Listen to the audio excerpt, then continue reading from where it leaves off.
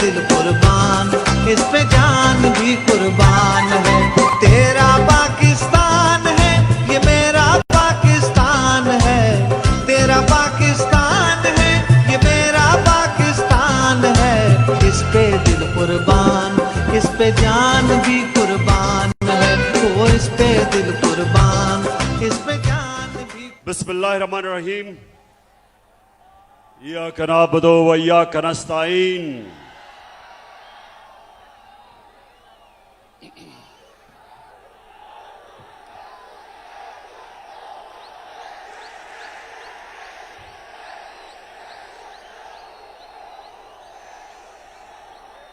Diesel diesel या मेलू? मेलू क्या है?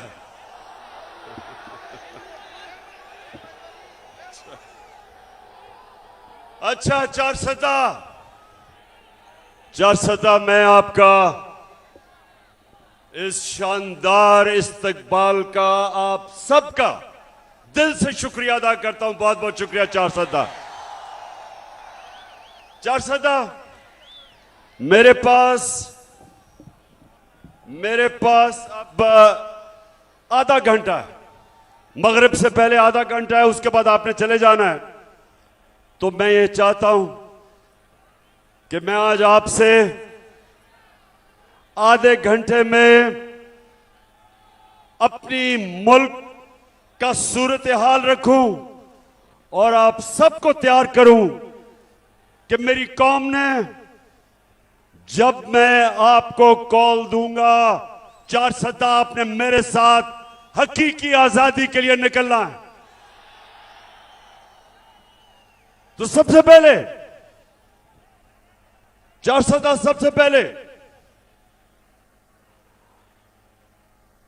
मेरा ये ईमान है, मेरी सियासत नहीं, मेरा ईमान है कि वो कौम, मुसलमान कौम, जब तक ला इलाहा इल्लल्लाह का मतलब समझते नहीं और अपने दिल में ला इलाहा इल्लल्लाह को नहीं जानती, वो कौम हकीकी तौर पे आजाद नहीं हो सकती। जब तक वो जो अल्लाह से दावा करती है कि अल्लाह तेरे सिवा हम किसी के सामने नहीं झुकेंगे, ये दावा होता है आजादी का। और दूसरा कि जब तक एक कौम मेरे नबी सल्लल्लाहु अलैहि वसल्लम की सीरत पे नहीं चलती, उनकी सुन्नत पे नहीं चलती, वो ज़हनी तौर पे आजाद नहीं होती, उसका किरदार ठीक नहीं होता। जब तक वो सीरत नबी पे नहीं चलती, मेरे नबी की सुन्नत पे नहीं चलती, अंदरूनी तौर पे वो कौम आजाद नहीं होती। तो ये मेरा ईमान है कि हमने पाकिस्तानियों अपने आप को ला इलाहा इल्लल्लाह से आजाद करना है। किसी सुपर पावर की गुलामी नहीं करनी, किसी के खौफ से उनकी जंग में शिरकत नहीं करनी। जो पख्तूनख्वा ने सबसे ज्यादा कुर्बानी दी कि हमारा हुक्मरान खौफजदा होके हमें उसने अमरीकनों की जंग में शिरकत करवा के 80,000 पाकिस्तानियों की कुर्बानी दी, जिधर पख्तूनख्वा ने सबसे ज्यादा कुर्बानी दी। तो जो मैं आजादी की बात करता हूं, हम फैसले अपने मुल्क के लोगों की मफादात के लिए करेंगे, अपनी कौम को किसी और मुल्क के फॉरेन पॉलिसी के लिए कुर्बान नहीं करेंगे। यह है आजादी। और दूसरी चीज, कुरान में अल्लाह कहता है जो लोग ईमान ले आए अल्लाह उनके खौफ दूर कर देता है। जो मेरे नबी सल्लल्लाहु अलैहि वसल्लम की सुन्नत पे चलते हैं, ज़हनी तौर पे आजाद हो जाते हैं, खौफ का बुत तोड़ देते हैं। और जब तक एक इंसान अपने खौफ के ऊपर काबू नहीं पाता, वो बड़ा इंसान नहीं बनता। यहां बड़े नौजवान हैं, नौजवानों,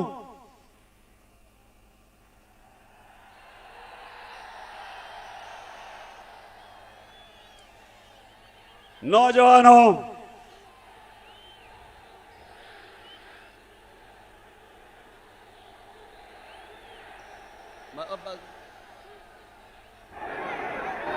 नौजवानों, मैं जब क्रिकेट खेलता था, जो आप खेलते होंगे, कभी ये याद रख लें, कभी कोई क्रिकेट की तारीख में बड़ा बैट्समैन नहीं बना जो तेज बॉलर से डरता था, और कभी कोई ऐसा बड़ा बॉलर नहीं आया जो मार खाने से डरता था बैट्समैन से, और कभी कोई बड़ा कप्तान नहीं आया जो हारने से डरता था। जो भी इंसान बड़ा इंसान बना है, अपने खौफ के ऊपर काबू पाता है। और मेरे नबी सल्लल्लाहु अलैहि वसल्लम ने मदीना की रियासत में वो लोग जिनकी हैसियत नहीं थी, उनको उन्होंने दुनिया की इमामत करवाई, उनके ये खौफ का बुत तोड़ा, पैसे का बुत तोड़ा, लालच का बुत तोड़ा, इंसानों को इकबाल का शाहीन बना दिया। तो ये सबसे पहले नौजवानों, मेरा पहला आज जो मैं आपके पास आया हूं, हमेशा ये मेरी बात याद रखना कि जब एक कौम उठती है, कौम का किरदार उठता है, कौम की परवाज उठती है, तो मुसलमान, जिस तरह अल्लामा इकबाल ने कहा, वो हमेशा वो उन उसूलों पे जाता है जो मदीना की रियासत पे मेरे नबी सल्लल्लाहु अलैहि वसल्लम ने जो उसूल बनाए थे। उन लोगों को उन्होंने, जिनको कोई पूछता नहीं था, उन्होंने दुनिया की इमामत की, और यह तारीख का हिस्सा है। तो मैं भी अपने पाकिस्तानियों, आपके पास जब ये बातें करता हूं तो इसलिए नहीं करता सियासत चपकाने के लिए, या आप सब जानते हैं इन्होंने इस्लाम को बेचने की दुकानें बनाई हुई हैं।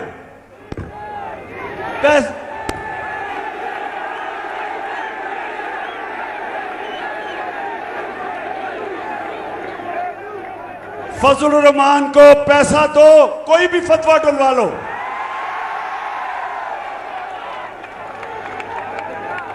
तो सबसे पहले ये जो मैं आपको हकीकी आजादी की बात करता हूं, इंशाअल्लाह इसी तरह हमारी कौम एक अजीम कौम बनेगी। दूसरी बात कि ये जो इंपोर्टेड हुकूमत एक साजिश के तहत इस कौम पे मुसल्लत की गई, दो मुकासद थे जो लेके आए, जिन्होंने अंदरूनी साजिश की और जो बाहर से अमरीकी की साजिश हुई।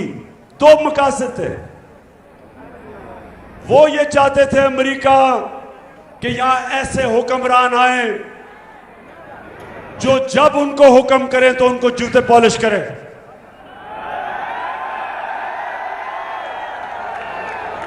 जो हाथ फैला के बेकारियों की तरह दुनिया में, सारी दुनिया में फिरे, अब खुद तो शर्म नहीं आती, कौम को भी शर्मिंदा करवाएं।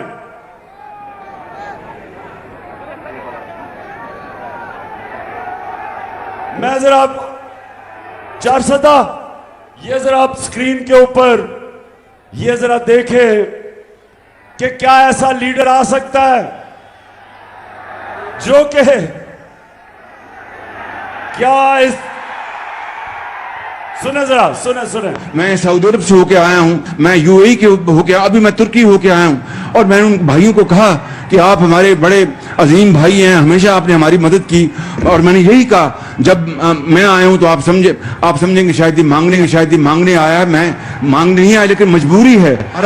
जिस तरह माजी में 75 साल में आपने हमारा हाथ बटाया है, आज हम समझ गए वो कहते हैं कि आज कि मैं मांगने के लिए, आज हम मैं मांगने के लिए नहीं आया, लेकिन मैं मजबूर हूं।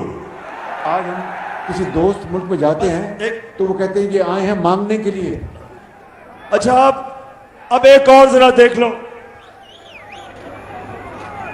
अब ये देखें कि शहबाज का बड़ा भाई अमेरिकी सदर के सामने जब उसको मिलने गया तो इसके बड़े भाई ने क्या किया, जरा ये भी जल्दी से देख लो।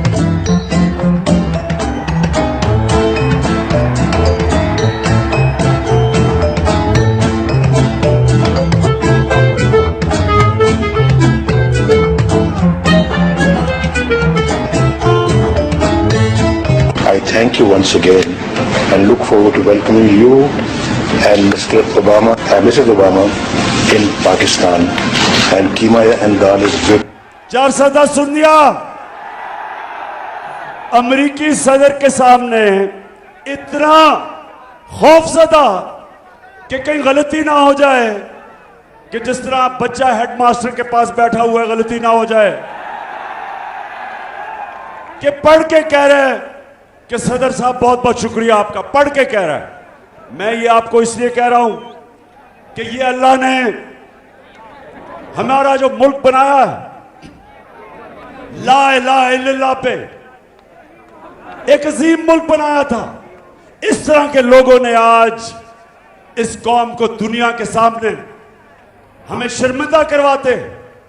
हरे पासपोर्ट की इज्जत नहीं, क्योंकि जो हुक्मरान अपनी कौम की इज्जत नहीं करते, दुनिया उसकी कौम की इज्जत नहीं करता। तो मेरी पाकिस्तानी और 410 नौजवानों, इंशाअल्लाह हमने इसी पाकिस्तान को एक अजीम कौम बनाना है, और इसी कौम को, यही पाकिस्तानियों को इंशाअल्लाह एक वो कौम बनाना है कि जब यहां 410 के नौजवान दुनिया में कहीं बाहर, कहीं भी बाहर जाएंगे, लोग उनको देख के कहेंगे कि ये पाकिस्तानी आ रहा है, ये है पाकिस्तानी। जिस तरह एक दफा जब पहली दफा मुसलमान ताजर गए इंडोनेशिया और मलेशिया, कोई मुसलमान फौज नहीं गई थी। मुसलमान ताजरों के किरदार को देख के, वो सादिक और अमीन थे, उनके किरदार को देख के इंडोनेशिया और मलेशिया के लोग मुसलमान हुए।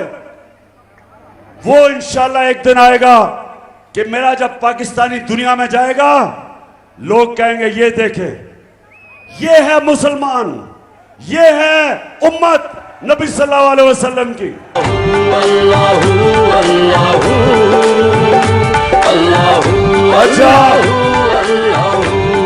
अच्छा, सूरज नीचे जा रहा है, आप जरा सुने। जब से ये हुकूमत आई है, 410 जरा गौर से सुने। मैं बाद में ये पहली दफा मैंने मेलू सुना है, बाद में। अच्छा जी,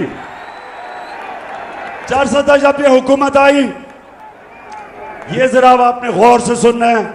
बाशऊर नौजवानों, यहां गौर से अब मेरी बात सुनो। इस हुकूमत ने कहा कि हमारे सारी मुश्किलात इसलिए हैं कि ये इमरान खान बारूदी सुरंगें छोड़ के चला गया है, मुल्क का दिवालिया निकाल के चला गया। ये जरा आप सुन लें।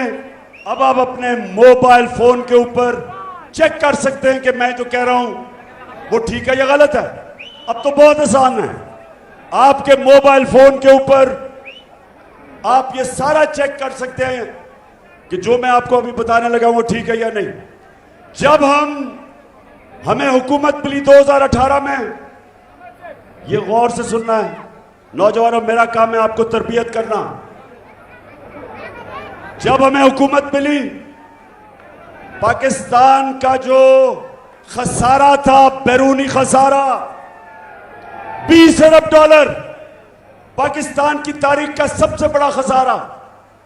और खसारे को, जो आमदनी थी, जो खसारे को खत्म करना था, एक्सपोर्ट्स पाकिस्तान की 2018 में, याद रखेंगे, मोबाइल पे चेक करें, 24 अरब डॉलर। और जो बाहर से हमें पैसा आता था बैरून मुल्क पाकिस्तानियों को, वो 19 अरब डॉलर था। 24 अरब डॉलर एक्सपोर्ट, 19 अरब डॉलर बैरून मुल्क पाकिस्तानियों का पैसा, और खसारा 20 अरब डॉलर था। जब हम 9 अप्रैल को हुकूमत छोड़ के गए तो पाकिस्तान का खसारा 16 अरब डॉलर था, बैरूनी खसारा।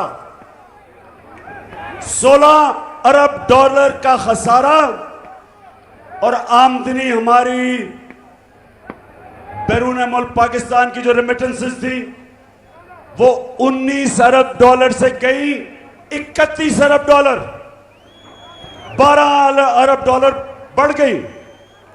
और एक्सपोर्ट्स 24 अरब डॉलर से 32 अरब डॉलर पे गई।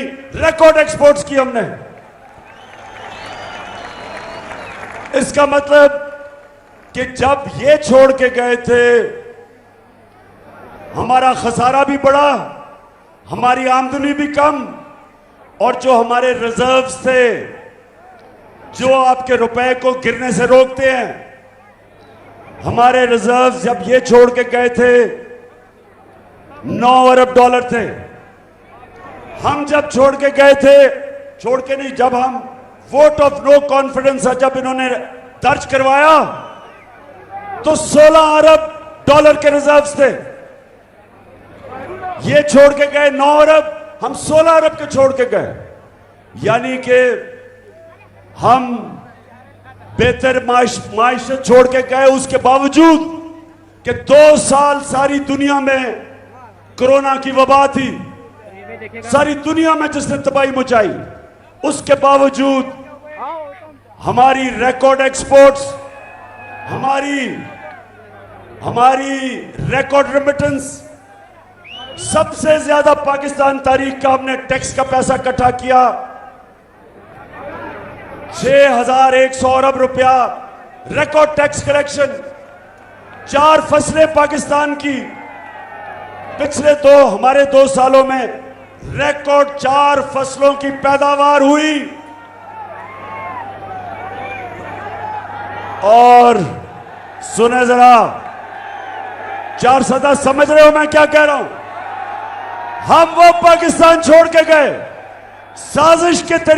साजिश से इन्होंने जब हमारी हुकूमत गिराई तो 17 साल के बाद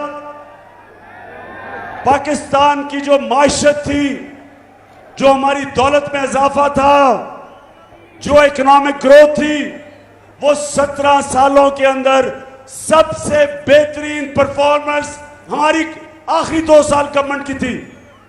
तब इन्होंने साजिश करके हमारी हुकूमत गिराई, और जब से इन्होंने हुकूमत गिराई है, इन्होंने ये कहा कि जनाब बड़ी महंगाई कर दी। वो बिलावल कांपे टांगने वाली ने मार्च कर दी। फजलुर रहमान ने 2 धरने दे दिए महंगाई पे।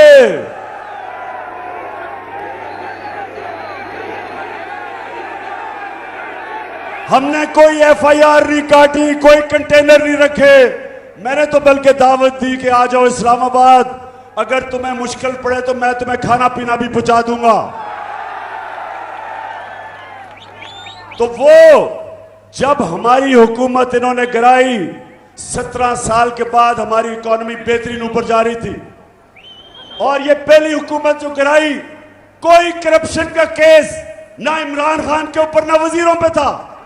जब ये चोरों ने हमारी हुकूमत गिराई, साजिश के तहत। और इन्होंने क्या किया, आते साथ ही अपने करप्शन के केसेस खत्म करने शुरू किए। नैब के अंदर अमेंडमेंट की, 1100 अरब रुपया जो अवाम का चोरी किया हुआ था वो इन्होंने माफ करवाना शुरू किया। अभी पता चला कि रमजान शुगर मिल शहबाज शरीफ की वो भी अब करप्शन का केस माफ हो रहा है। FIA के अंदर शहबाज शरीफ और इसके बेटे को सजा होनी थी। 16 अरब रुपया FIA का नौकरों के नाम पे लिया जो FIA ने पकड़ा। 4 गवाह 2 महीने में मर गए। एक इन्वेस्टिगेटर FIA का वो मर गया, सब हार्ट अटैक से मर गए। और जब भी इन्वेस्टिगेशन होगी पता चलेगा कि वो हार्ट अटैक से ऐसे नहीं मरे, उनको मरवाया गया क्योंकि इसके केसेस थे। तो अपने तो इन्होंने केसेस माफ करवा दिए। कौम को क्या हुआ, 4 महीने के अंदर पाकिस्तानियों सुनो, हमारा रुपया गिरना शुरू हुआ। नो कॉन्फिडेंस जब थी तो 178 रुपए का डॉलर था, आज 236 रुपए पे डॉलर चला गया। 30%। 400 जरा नौजवानों समझो, आपकी दौलत में 30% कमी हुई है। 30% रुपया गिरा। हम सबकी दौलत में 30% कमी हुई, लेकिन ये चोरों की, जिनकी अरबों डॉलर मुल्क के बाहर पड़े हैं, इनकी दौलत में 30% इजाफा हुआ। इसलिए मैं आज अपनी सारी कौम को कह रहा हूं कि कभी मेरे पाकिस्तानियों, कभी उस जमात को वोट ना देना जिनके लीडरों के पैसे और जायदाद और बिजनेस मुल्क से बाहर हो। कभी उनको वोट ना दो, क्योंकि आज आपकी दौलत में कमी, रुपया गिर रहा है, 30% रुपया कम हुआ है। और इनका जो बाहर पड़ा हुआ पैसा है उसमें 30% इजाफा हुआ है। इसलिए मैं भी फैसला किया, इंशाल्लाह अगर अगली बारी दी अल्लाह ने, मैं किसी को, 410 सुनो जरा, मैंने किसी को वजीर नहीं बनाना जिसके पैसे और दौलत पाकिस्तान में से बाहर पड़े हों। जब तक एक सियासतदान के पैसे और दौलत मुल्क में नहीं पड़े, इसका मतलब वो पूरी तरह मुल्क से वफादार नहीं है। वो ये डर रहा है या तो चोरी का पैसा बाहर है, और या वो डर रहा है कि अगर मुल्क नीचे गया तो मेरा पैसा बाहर है, मैं बच जाऊंगा। मैं ये चाहता हूं कि जो भी अब क़यादत में आए उसका पैसा जीना मरना पाकिस्तान में हो, ताकि वो मुल्क के साथ ही नीचे जाए, वो लड़े अपने मुल्क के लिए।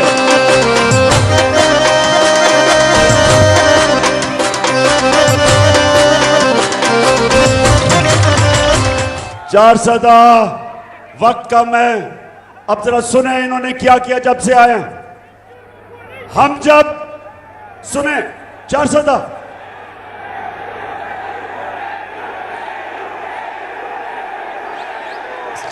सुनो, और वो मगरिब होने वाली है, मैंने उससे पहले बात खत्म कर ली है। सुने जरा, देखिए हम जब गए तो आलमी मंडी के अंदर तेल $103 का था। नोट कर लो, ये आलमी मंडी में 9 अप्रैल जब हम गए तेल $103 का था। आज आलमी मंडी में तेल $93 का है, $10 कम हो गया। लेकिन जब हम थे तो पेट्रोल ₹150 लीटर था, आज ₹236 लीटर है। और 400 फजल रहमान 145 रुपए लीटर था। आज फजल रहमान की कीमत 250 रुपए लीटर है। इसका मतलब 400, इसका मतलब कि आलमी मंडी में तेल की कीमत कम, पाकिस्तान के लिए तेल, डीजल और पेट्रोल की कीमत ज्यादा।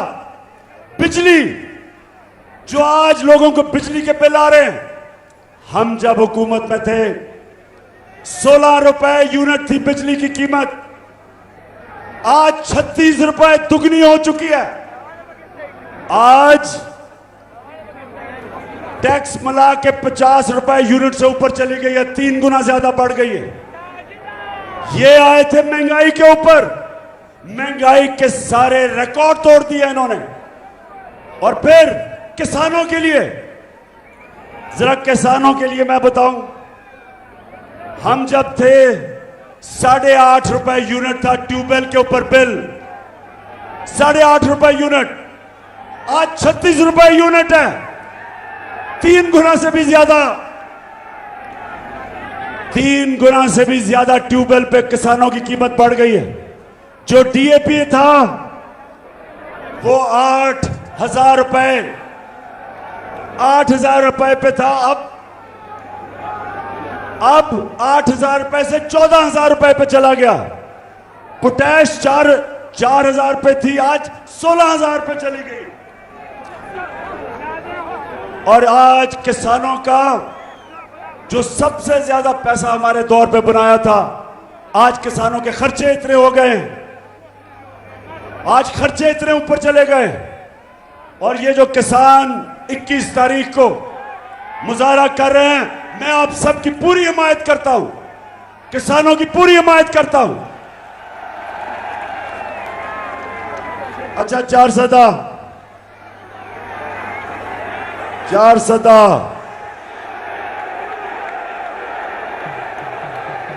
मैला या डीजल, क्या बात कर रहे हो? अच्छा, 400 5 मिनट रह गए, सुने आप। हमने अपने मुल्क में, गौर से जरा सुन लें, ये जो हुकूमत जिस तरफ जा रही है, आईएमएफ क्या कह रहा है, वर्ल्ड बैंक क्या कह रहा है, वो कह रहे हैं कि यह हुकूमत माइशत नहीं संभाल सकती। एक तरफ महंगाई इस्पान पे और दूसरी तरफ हमारी सनत, हमारी इंडस्ट्री नीचे जा रही है, इंडस्ट्री बंद हो रही है, बेरोजगारी बढ़ रही है, किसानों की वैसे मुश्किलात है। आईएमएफ और वर्ल्ड बैंक कह रहा है, मैं नहीं कह रहा, वो कह रहे हैं कि पाकिस्तान श्रीलंका की तरह जा रहा है या मुल्क में इंतशार होने वाला है। और इसलिए मैं आज पैगाम देना चाहता हूं इनको, इस इंपोर्टेड हुकूमत को, और जो भी इस इंपोर्टेड हुकूमत के पीछे खड़े हैं, सुन लें, पहले तो एक अच्छी भली हुकूमत जो 17 साल के बाद सबसे बेहतरीन परफॉर्मेंस दे रही थी, पहले तो साजिश के तहत उस हुकूमत को गिराया। जो जिम्मेदार हैं, ना ये कौम भूलेगी उनको और ना अल्लाह माफ करेगा। जो महंगाई में आज जो हमारी अवाम पिस रही है, आटा तकरीबन दुगना हो गया 5 महीने में। 50 किलो आटा जो होता था आज वो 100 रुपए से ऊपर कराची में चला गया। चावल दुगने हो गए हैं कीमत उनकी। जो आम आदमी के लिए सब्जियां 50% उनकी कीमत बढ़ गई। तो सारी कौम आज पूछ रही है, कौन है जिम्मेदार इसका? किसने इस कौम को गिराया? कौन नीचे लेके आया? किसने साजिश की?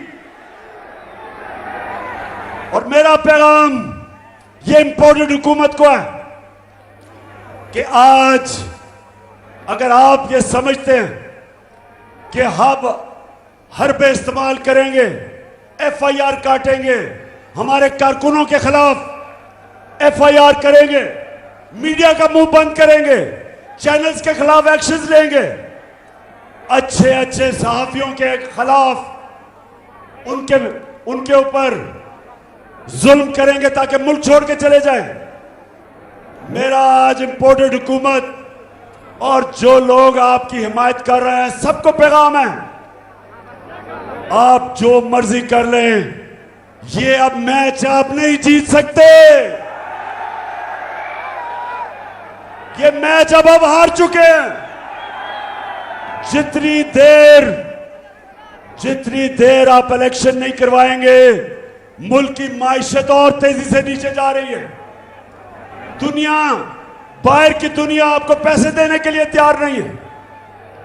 सिंध के अंदर जो सैलाब आया, उमूमन सारी दुनिया आज मदद करे सिंध की, लेकिन सिंध में आसिफ जरदारी जब ऊपर बैठा है, कोई पैसे देने के लिए तैयार नहीं है। आसिफ जरदारी को पैसे देने का मतलब कि बिल्ले को दूध की हिफाजत करने पे बिठा दिया जाए।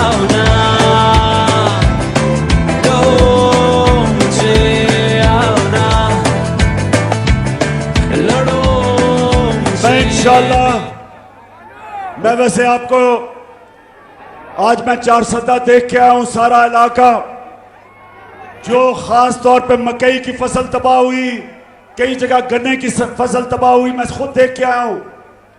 इंशाल्लाह कल फिर मैं इंटरनेशनल टेलीथॉन कर रहा हूं, 10 अरब रुपया अल्लाह के फजल से इकट्ठा कर चुका हूं और पैसा इकट्ठा करूंगा।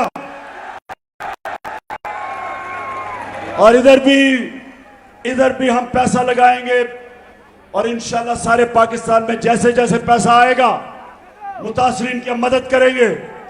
लेकिन अफसोस की बात यह कि जो ये चोर ऊपर बैठे हैं, कोई दुनिया में इमदाद करने के लिए इनको तैयार नहीं, क्योंकि सबको पता कि इनके अपना पैसा बाहर पड़ा है, अपना पैसा बाहर ले गए हैं और दुनिया को कहते हैं कि हमें पैसा दो, कोई पैसा नहीं देगी।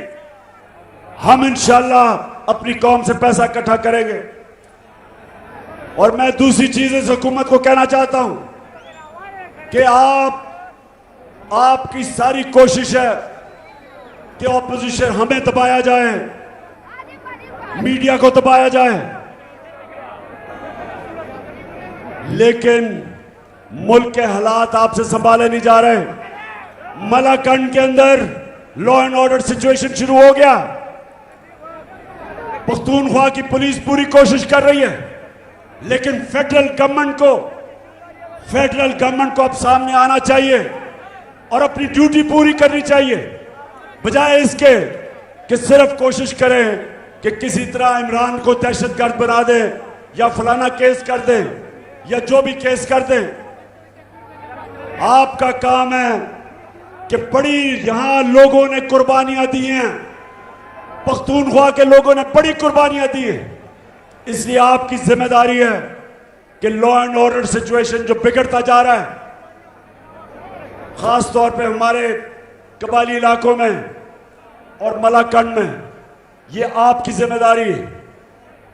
और मैं आखिर में 4 सदा, मैं आखिर में आपका दिल से शुक्रिया अदा करता हूं।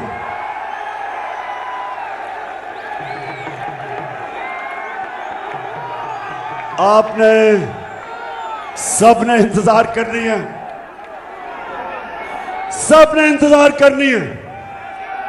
ज्यादा दूर नहीं वो वक्त जब मैं अपनी कौम को एक कॉल दूंगा, और वो कॉल होगी सिर्फ एक मकसद के लिए कि इस दलदल से जिसमें हमारा मुल्क डूबता जा रहा है, इन चोरों के हाथ जो हमारा मुल्क दलदल में डूबता जा रहा है, सिर्फ एक रास्ता है इससे निकलने का, साफ और शफाफ इलेक्शन करवाए जाए।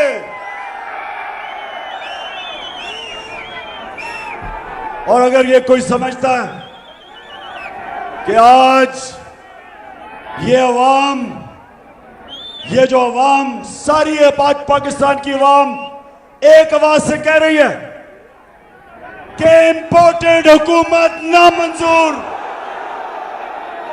हम बाहर की साजिश के तहत इन चोरों को कभी कबूल नहीं करेंगे। एक आवाज से कौम कह रही है कि या एक पुरअमन इनकलाब को आने दो वोट के जरिए, जो हम पुरअमन जलसे करते हैं। हम एक पैगाम दे रहे हैं इन सबको कि वोट के जरिए तब्दीली आने दो, नहीं तो ये मुझे खौफ है।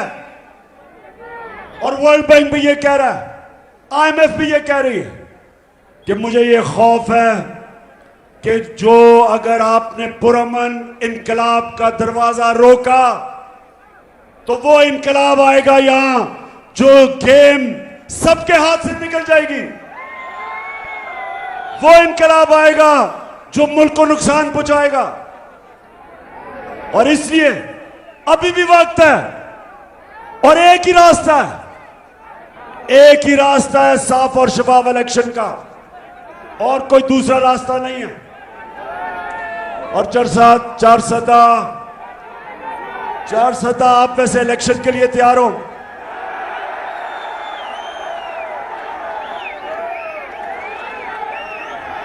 इंशाअल्लाह मैं फिर से 4 सदा, मैं जिस तरह आज आपने मेरा इस्तकबाल किया, जिस तरह आपने मुझे इज्जत दी, मैं हमेशा याद रखूंगा, आपको नहीं भूलूंगा। पाकिस्तान जिंदाबाद।